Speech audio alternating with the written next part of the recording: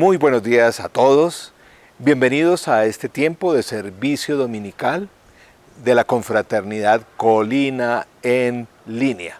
En el día de hoy vamos a tener también la oportunidad de escuchar los anuncios de y ver los anuncios de nuestras próximas actividades, un tiempo de cantos para alabar a nuestro Dios y escuchar el mensaje bíblico. Durante nuestro servicio en línea es la oportunidad de poder ser edificados como familia de la fe.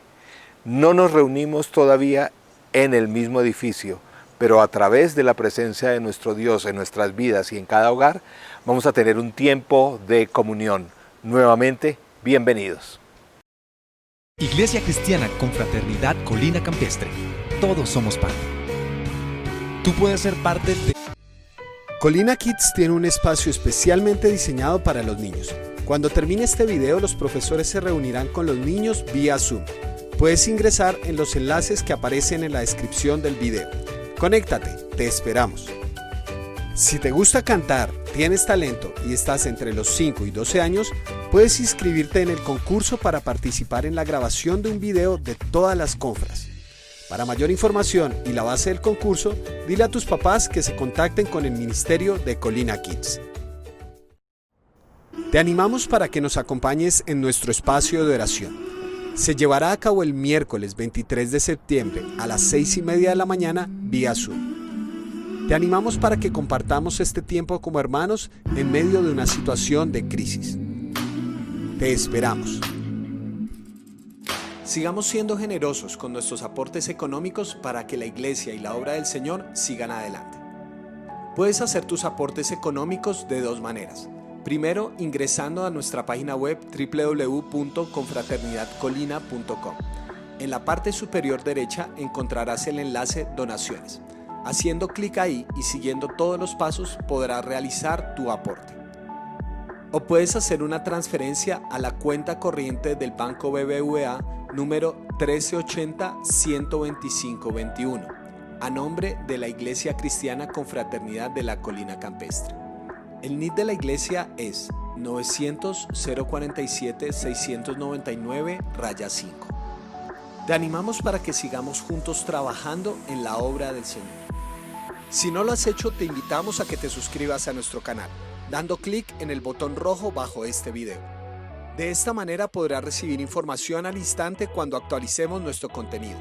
También te invitamos para que compartas este canal por medio de las redes sociales y con tus amigos, familiares y conocidos. Para más información, visítanos en www.confraternidadcolina.com o síguenos en nuestras redes sociales.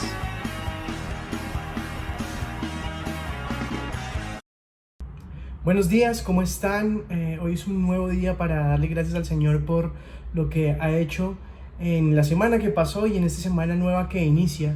Y queremos levantar adoración para darle gracias a Él por todo lo que Él hace, lo que está haciendo y lo que seguirá haciendo en nuestras vidas. Cerremos nuestros ojos y dispongamos nuestros corazones para poder levantar adoración a Él. Señor Jesús, gracias por este día, gracias por este domingo. Gracias porque hoy sé que tú nos vas a hablar a nuestros corazones, pero antes queremos levantar nuestro corazón en adoración para ti. Gracias, Señor, y nos disponemos a darte todo lo que somos, nuestro corazón, y que seas tú, Dios mío, disponiendo nuestra vida y nuestra mente para tu palabra, en el nombre de Jesús. Amén.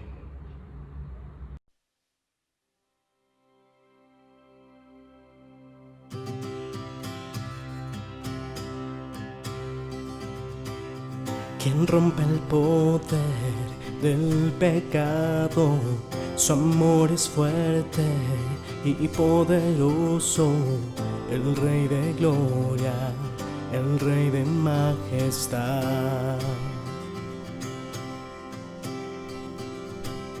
Conmueve al mundo con su estruendo y nos asombra con maravillas, el Rey de gloria, el Rey de majestad. Gracias sublime es, perfecto es su amor. Tomaste mi lugar cargaste tú mi cruz.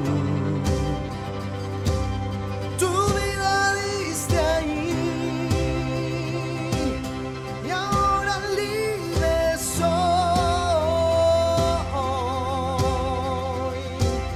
Jesús, te adoro por lo que hiciste en mí.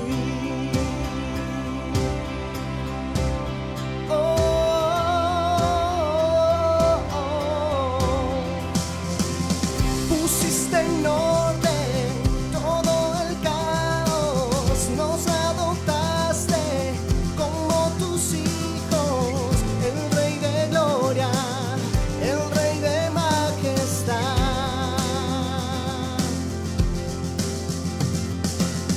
el que gobierna con su justicia y resplandece con su belleza, el Rey de gloria, el Rey de majestad. Gracias sublimes, perfecto es su amor. Tomaste mi lugar, cargaste tú mi cruz. Tu vida diste ahí y ahora libre soy.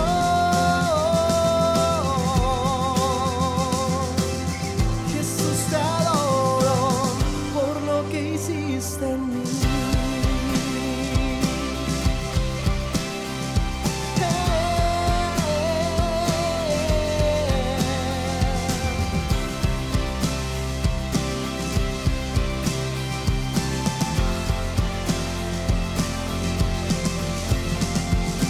Digno es el Cordero de Dios, digno es el Rey que la muerte venció. Digno es el Cordero de Dios, digno es el Rey que la muerte venció. Digno es el Cordero de Dios, digno es el Rey que la muerte venció. Digno es el Cordero de Dios, digno, digno, digno. Gracias sublimes, perfecto es su amor. Tomaste mi lugar, cargaste tú mi cruz. Tu vida diste ahí y ahora libre soy. Jesús, te adoro por lo que hiciste en mí.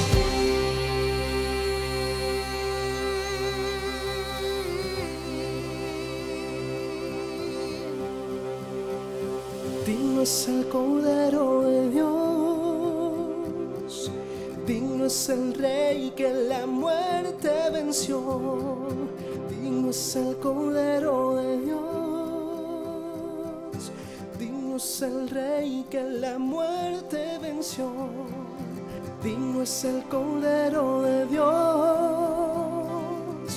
digno es el Rey que la muerte venció. Digno es el Cordero de Dios, digno es el Rey que la muerte venció.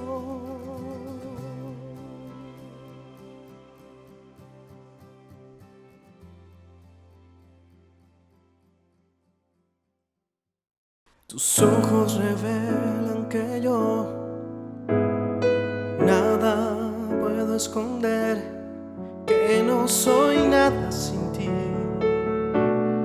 oh fiel Señor. Todo lo sabes de mí cuando miras el corazón, todo lo puedes ver muy dentro de mí. Llevas mi vida a una sola verdad, que cuando me miras nada puedo ocultar. Sé que su fidelidad lleva mi vida más allá de lo que puedo imaginar. Sé que no puedo negar que tu mirada puesta en mí me llena de tu paz. Sé que es tu fidelidad que lleva mi vida más allá de lo que puedo imaginar. Sé que no puedo negar tu mirada puesta en mí me llena de tu paz. Me llena de tu paz, que tu mirada puesta en mí me llena de tu paz.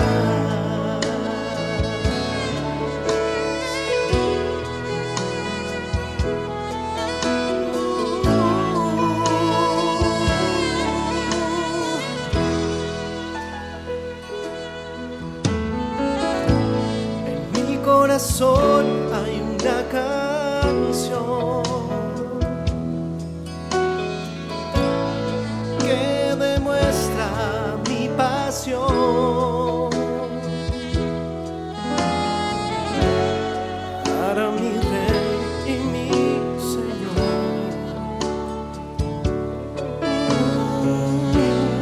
para aquel que me amó.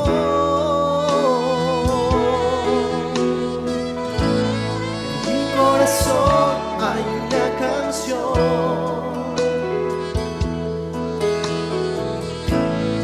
que demuestra mi pasión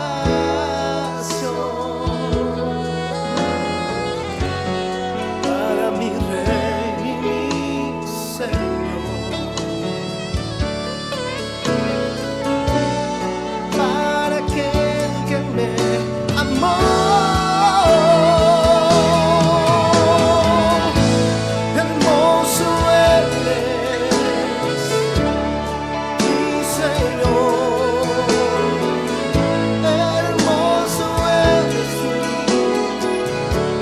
amado mío.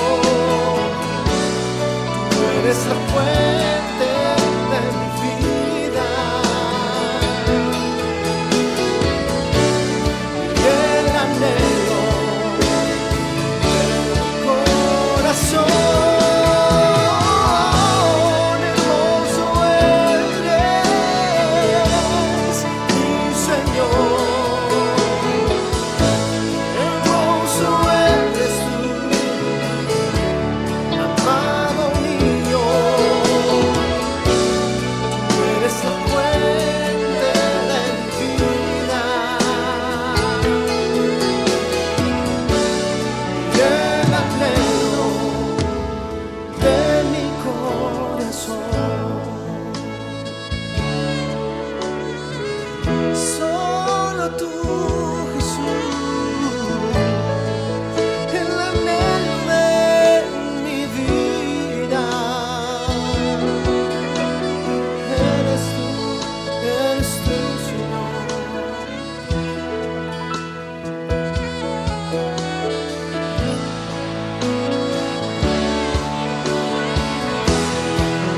Solo tú, Jesús, hermoso eres, no más que tú, Jesús.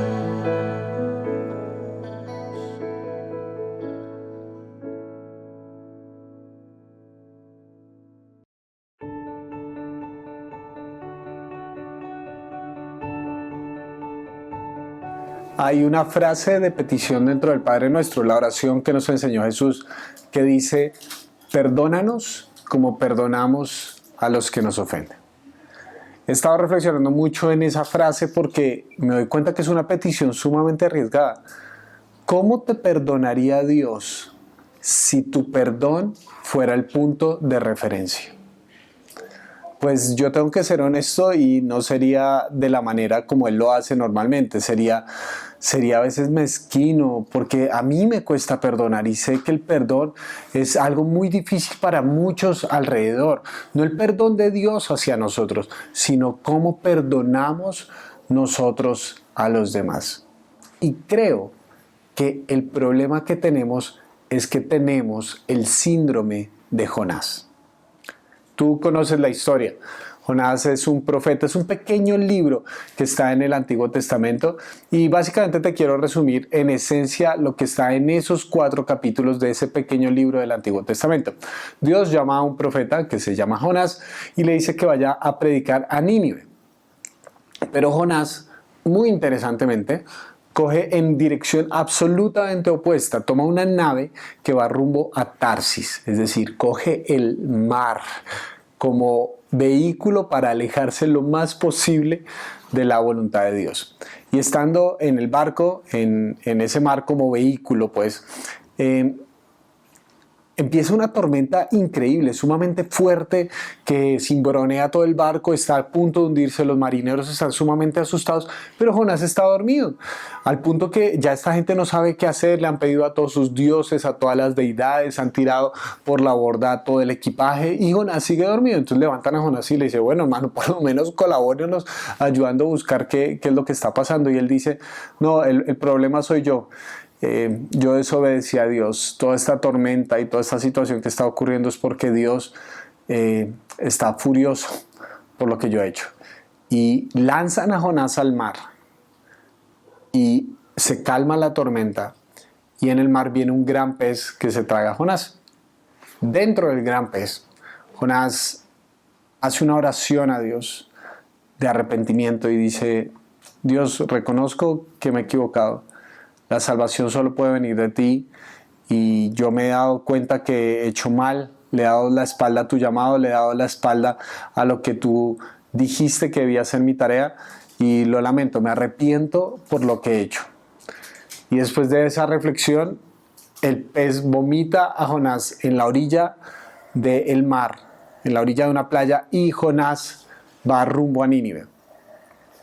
Dice el texto que entra a la ciudad de Nínive y va a predicar que el juicio de Dios va a venir. En el texto hebreo fundamentalmente tiene 5 o 6 palabras la predicación de Jonás. Pasa muy rápido por toda la ciudad diciendo el fuego de Dios va a venir si no se arrepienten. Dios los va a fulminar. Atraviesa la ciudad con ese anuncio y se va lejos para esperar el espectáculo de que Dios venga y manifieste su poder y les caiga juicio sobre estos paganos. Pero lo que él no sabía es que al interior de la ciudad el pueblo había escuchado este mensaje. El predicador más efectivo que te pudieras imaginar es Jonás. En 5 palabras, toda una ciudad arrepentida se arrepintieron delante de Dios de todos sus pecados. Dijeron, Señor, perdónanos, por favor, y ten misericordia de nosotros. Mientras tanto, Jonás, que estaba afuera de la ciudad, estaba esperando a ver qué ocurría. Había hecho toda una enramada y demás para ver todo el espectáculo del juicio divino. Y nada. No pasó absolutamente nada porque Dios había perdonado a Nínive y a Jonás le dio ira que eso pasara. A Jonás le dio profunda rabia que eso ocurriera. Y al final del capítulo 3 y principio del 4 encontramos la explicación de por qué a Jonás le dio rabia la misericordia de Dios con el pueblo de Nínive. El texto dice así: al ver Dios lo que hicieron, es decir, que se habían convertido de su mal camino, cambió de parecer y no llevó a cabo la destrucción que les había anunciado. Pero esto disgustó mucho a Jonás y lo hizo enfurecerse, así que oró al Señor de esta manera: oh Señor, ¿no era esto lo que yo decía cuando todavía estaba en mi tierra?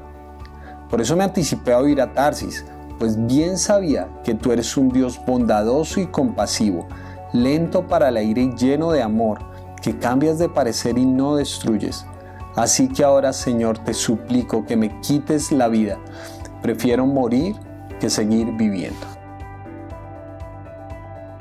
En esta oración de Jonás encontramos el núcleo central de por qué en primera instancia Jonás había huido a Tarsis.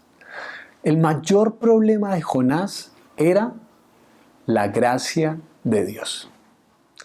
Jonás lo expresa: yo tengo rabia y tengo ira de que tú los perdones.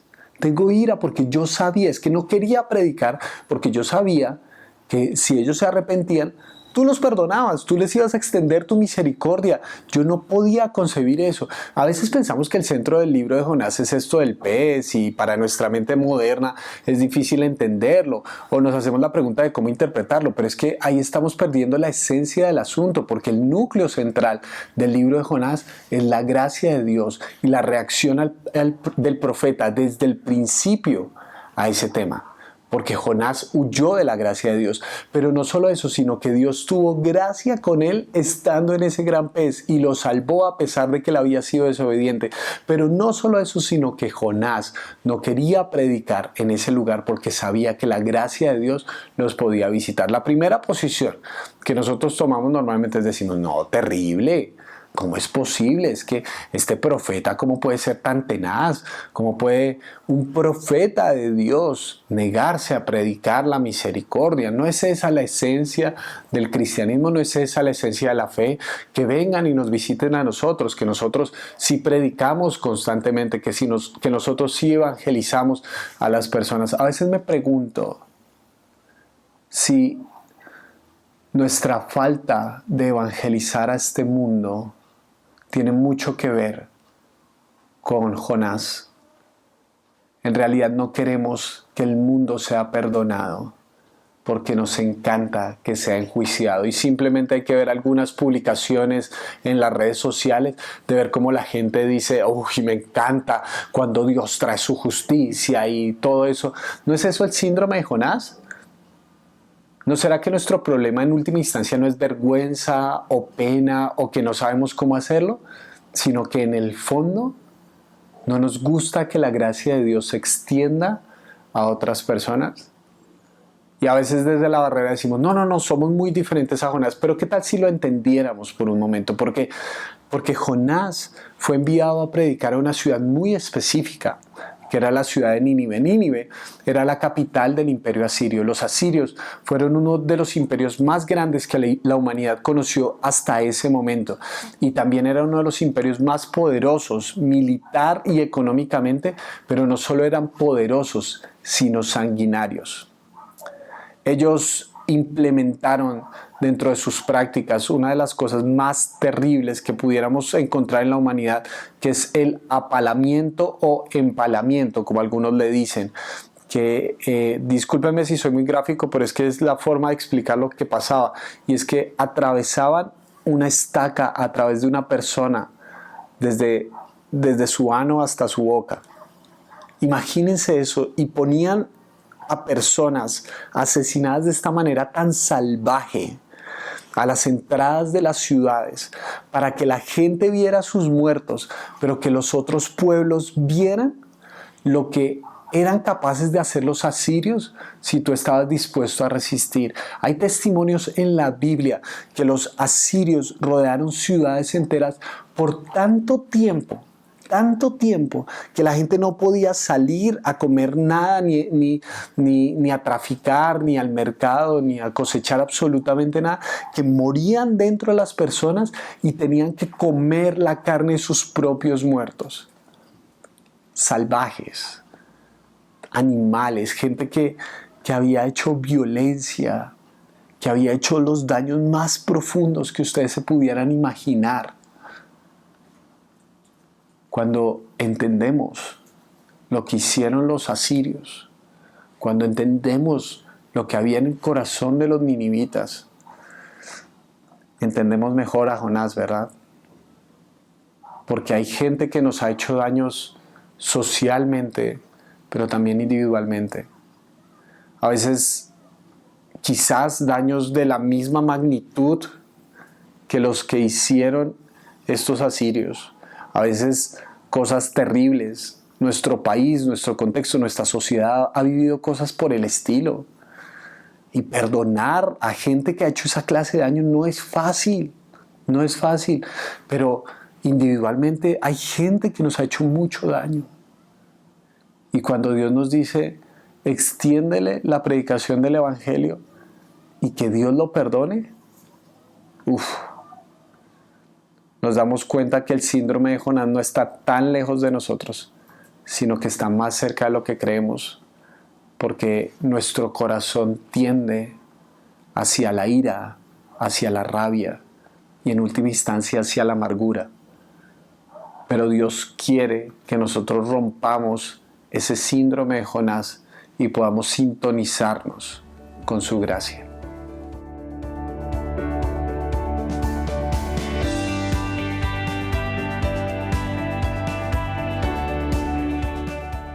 El síndrome de Jonás, si lo pudiera resumir en una frase, es esta: le encanta recibir la gracia, pero se excusa para darla. Una vez más, le encanta recibir la gracia, pero se excusa para darla.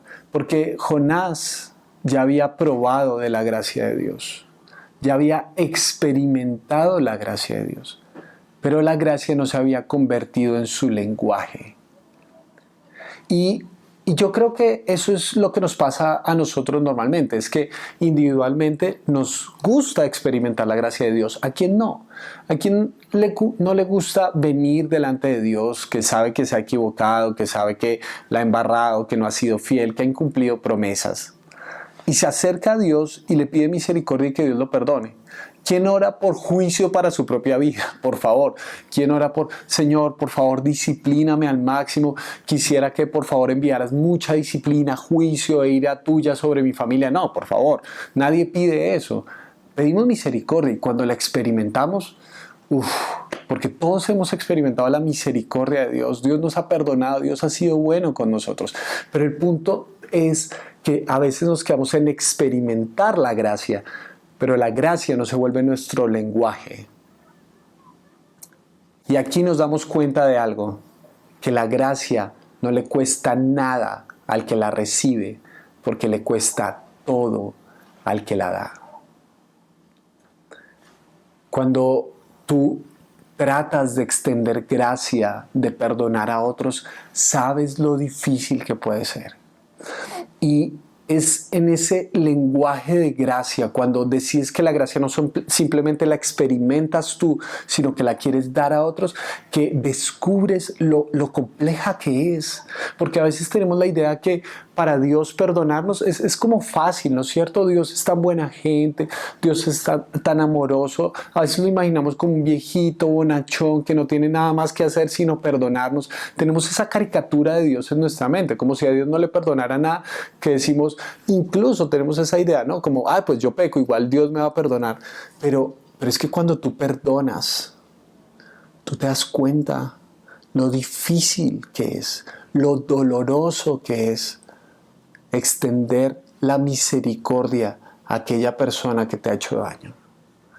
Creo que de verdad ese es el punto de entender cuánto le costó a Dios darnos su gracia para que Él nos invite a tener el mismo lenguaje que Él tiene por cada uno de nosotros, que la gracia no se vuelva solamente una experiencia, sino nuestro idioma, porque la gracia es el idioma de aquellos que han probado la compasión.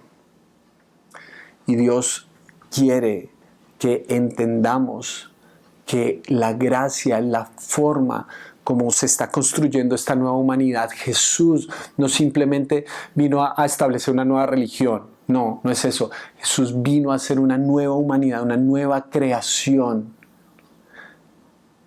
Y en esta nueva humanidad, en esta nueva forma de ser humanos, no usamos la violencia, la venganza y la rabia como la manera natural de hacer las cosas, sino que la gracia es nuestro lenguaje, es la manera como nos comunicamos unos con otros, es la manera como rompemos este síndrome de Jonás que está arraigado en nuestro corazón. Y por favor, esto no significa que perdonar es negar el mal que nos hicieron, no. es absorber una deuda que otros tenían. Por eso cuando te dicen que perdonar es un acto de debilidad, te están mintiendo. Eso no es verdad. Perdonar es el acto más valiente que puedes tener. Porque perdonar requiere una clase de fuerza que solamente proviene de Dios. Pero estás tomando tu decisión de no darle la amargura a tu corazón. Porque esto es lo interesante de la amargura. Es la única prisión en la que el prisionero tiene también las llaves de su cárcel. Y Dios quiere que salgamos de esa amargura, que salgamos de esa ira y de esa rabia que tenía Jonás para poder disfrutar de la compasión que Dios nos ha dado y que también sí le otorga a otras personas. Porque la forma como podemos acabar con nuestros enemigos quizás no es destruyéndolos, sino convirtiéndolos en nuestros hermanos, en aquellas personas que disfrutaron de la misma compasión que Dios nos sigue dando.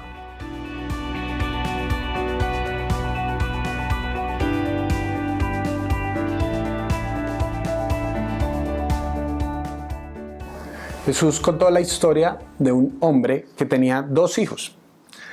Y su hijo menor le dijo, papá, quisiera que me repartieras la herencia y me des la parte que me corresponde. Eso es una petición sumamente diciente y sumamente irrespetuosa. De hecho, es una petición salvaje. ¿Por qué? Porque el hijo solamente recibía la herencia después de que el papá moría. Si pudiéramos traducir esa frase en otras palabras, el hijo le está diciendo, papá, quisiera que estuvieras muerto, lo único que me interesa es tu dinero. Según las leyes de la época, y guarda esta información en algún lado, es importante, porque al hijo mayor le correspondía una doble parte de la herencia que a los otros hermanos. Entonces al hermano mayor se le dan 2 terceras partes de la herencia, y al hermano menor se le da 1/3 parte de la herencia, que es lo que le correspondía. Es decir, el hermano mayor tiene el doble de su hermano menor. Frente a semejante petición, el papá no lo pone en disciplina, no lo rechaza, no le dice que se vaya y que se aleje de la casa porque prefiere que él estuviera muerto o algo así por el estilo, sino que le da el dinero. Y el hijo menor se va y vive su vida loca, despilfarrando su dinero, etcétera, etcétera, con tan mala suerte que está despilfarrando su dinero lejos de casa, y en esa región, precisamente donde él estaba viviendo su nueva vida, llega una gran hambruna y él lo único que puede hacer es empezar a cuidar cerdos. Dice que era tanta el hambre que tenía que quiso comer la comida de los cerdos. Para un judío esto era sumamente alarmante, porque tú sabes que los cerdos eran animales impuros para los judíos. Así que querer comer la comida de los cerdos es básicamente decir que este hombre llegó a lo más bajo de lo más bajo. Y estando en ese lugar recapacitó. Recapacitar da la idea de le volvió la cabeza a su lugar. Y volviéndole la cabeza a su lugar, este hombre dice, voy a regresar a mi casa. Los jornaleros en la casa de mi papá están mucho mejor que yo aquí. Y yo le di la espalda a mi papá. Y lo único que puedo hacer es regresar y decirle, papá, he pecado contra el cielo y contra ti, ya no merezco llamarme tu hijo. Trátame como uno de tus criados. Es decir, él sentía y sabía que había perdido el estatus de hijo de una u otra manera. Y lo máximo a lo que podía aspirar es ser tratado como un sirviente. Regresó a casa y dice el texto bíblico que el papá a lo lejos lo vio y corrió para abrazarlo. No era algo que hacían los patriarcas, porque para correr ellos usaban vestidos, no usaban pantalones como nosotros, tenían que levantarse la falda, digamos, tenían que levantársela y correr, y eso era símbolo de mostrar algo de su desnudez, de su cuerpo desnudo, y eso era algo que no hacían, y menos lo ibas a hacer con una persona que te había dado la espalda. Eso no lo hacía nadie, pero este padre corrió a abrazar a su hijo, y su hijo empezó a dar su discurso, y el papá ni siquiera lo dejó terminar, lo ignoró con amor. Y en lugar de ponerlo a servir, dijo a todos sus criados, vengan, traigan, póngale la mejor ropa, el mejor anillo y vamos a hacer una fiesta. Porque este hijo que estaba muerto ha vuelto a la vida. Y empezaron a celebrar, empezaron a hacer una fiesta. El hermano mayor estaba fuera de casa en ese momento. Y cuando regresó y escuchó todo ese bullicio en casa, le preguntó a uno de los criados qué es lo que está pasando allá adentro. Y le dijo, es que tu hermano menor ha regresado. Y él se quedó indignado afuera, con rabia porque cómo habían recibido con fiesta a este que había traicionado a la familia. Y mandó a llamar al papá. Y el papá sale y dice que le suplicó entrar a la fiesta. Y la razón que le da el hermano mayor, dice el texto, es que viene este hijo tuyo.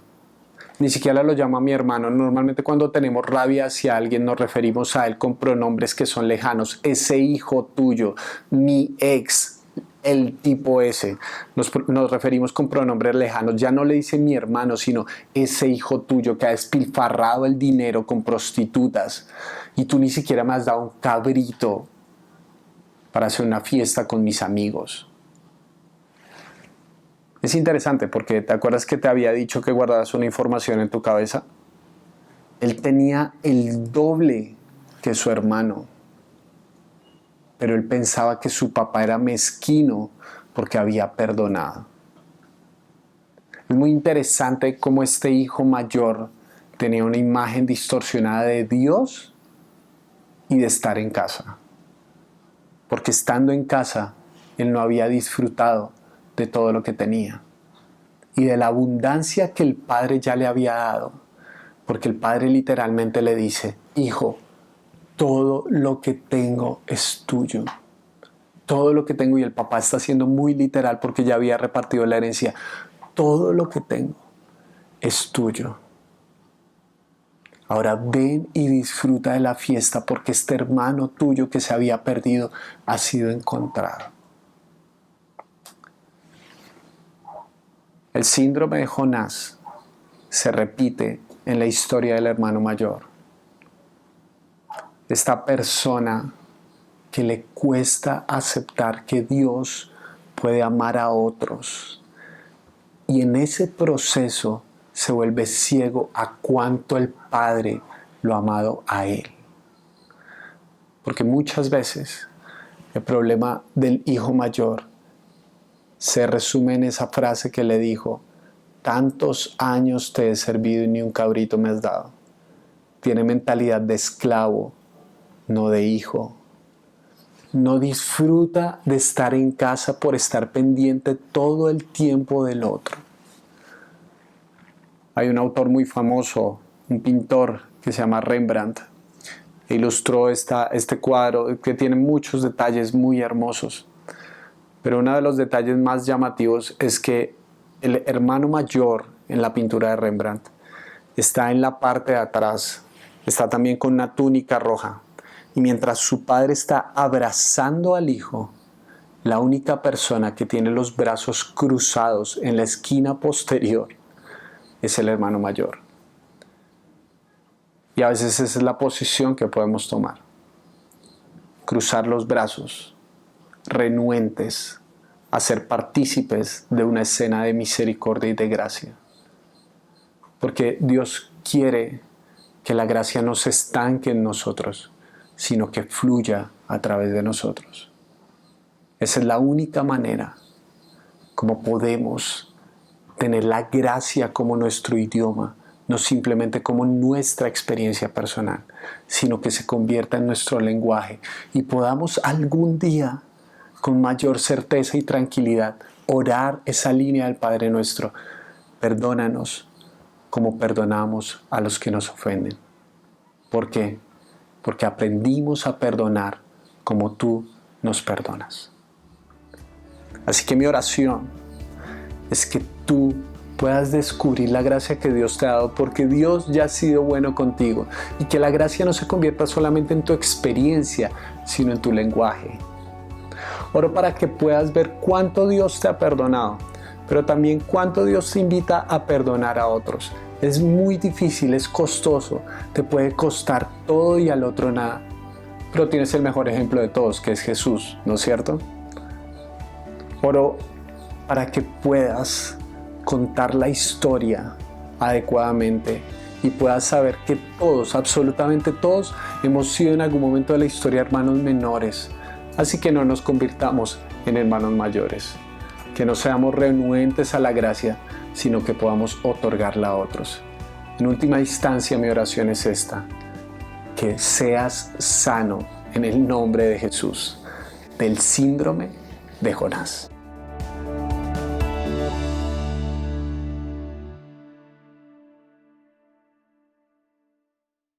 Gracias por acompañarnos durante este servicio.